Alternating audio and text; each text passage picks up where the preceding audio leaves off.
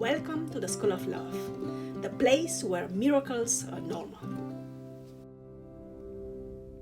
Hello and welcome to the School of Love, the place where we learn practical tools based on scientific research and our own experiences towards improving ourselves, living life to its fullest, and contributing to the best of our abilities to the world around us. I am Dr. Grajdian, and in my free time, I am doing my best to guide you in building up a life of fulfillment, joy, and contentment while applying lessons learned in school to overcome the difficulties, challenges, and insecurities of the real world. Today's video is part of a new series on the changing world order and its impact on regular citizens like you and me. I have been reading Ray Dalio's book, Principles for Dealing with the Changing World Order, published initially in November 2021.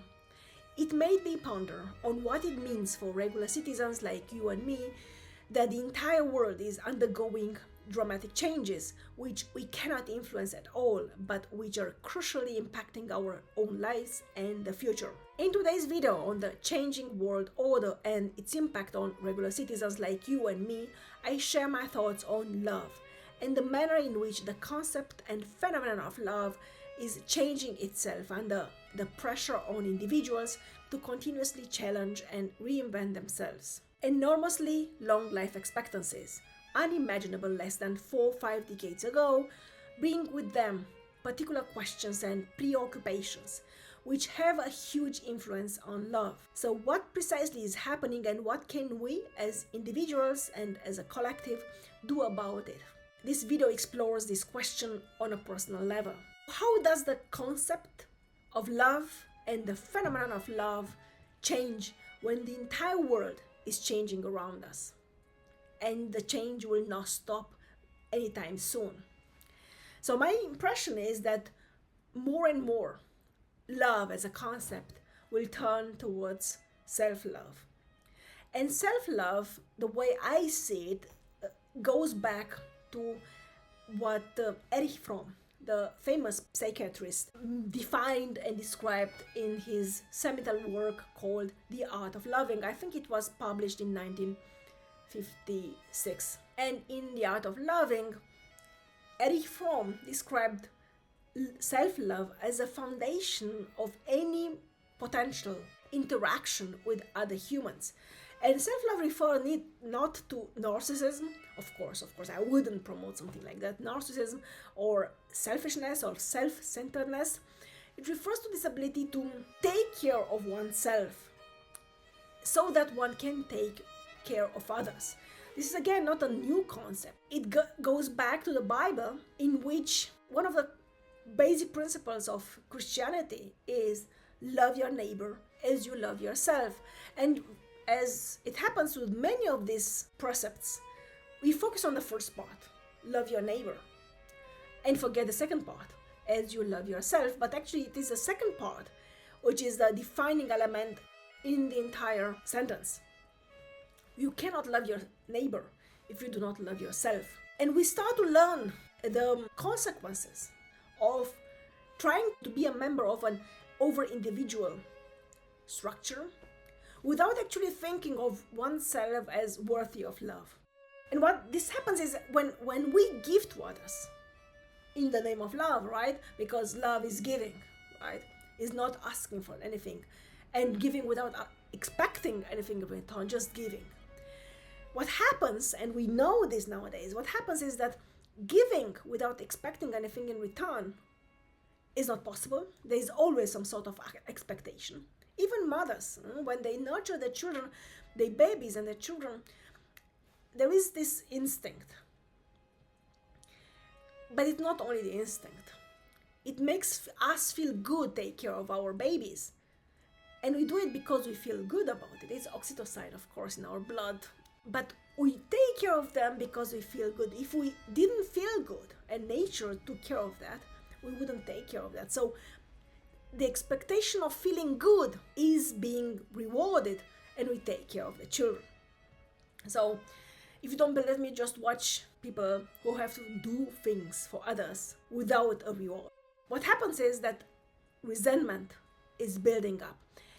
And resentment, as envy or jealousy is a very, very toxic trait. I'll stay with envy because jealousy implies some romantic attachment.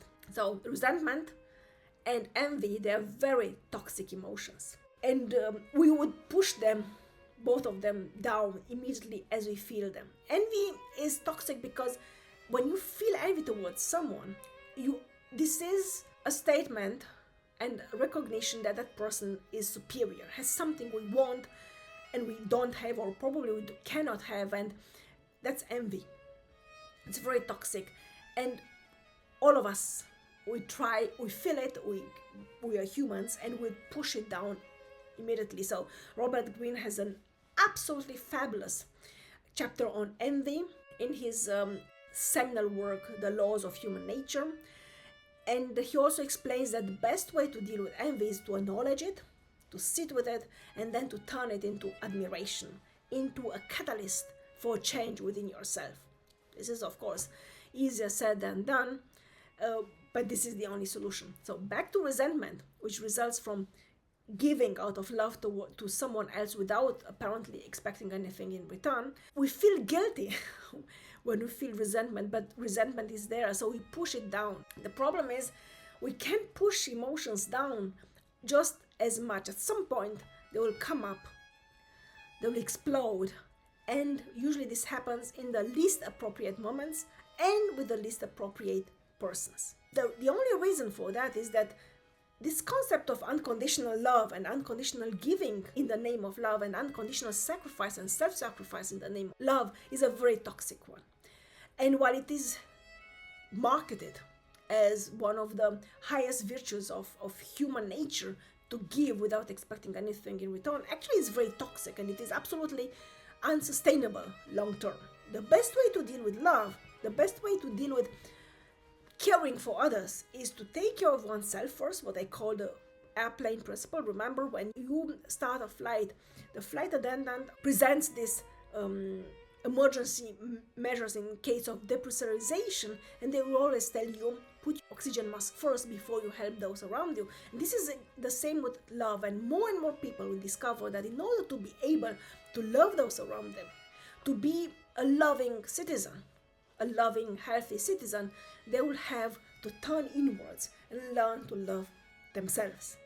So this is how I see in both midterm and long term that the concept of love will change from an outward directed emotion towards an inwards directed emotion, where we'll learn in the same manner as I have learned to love ourselves, to love who we are as individuals, to treasure ourselves, to protect ourselves, to provide for ourselves before we do the same for others. Because you cannot give if you do not give to yourself first. And again, this is not about narcissism. This is not about selfishness, because so selfish people never have a problem with self-love. They actually have too much of it, and it's an unhealthy sense of self-love. I'm not talking about it now. I'm talking about that healthy sense of self-love in which you take care of yourself so that you can take care of others. You take care to live a good life so that you can provide for others a good life. This sounds more complicated than it is, but it is not. It is really about taking care of you so that you have good sleep, you nurture yourself, you eat good food, you exercise, you have your hobbies and activities which give you joy. Like for me, this YouTube channel it requires discipline, but it also gives me a sense of fulfillment which I do not have in any other activities which I am pursuing.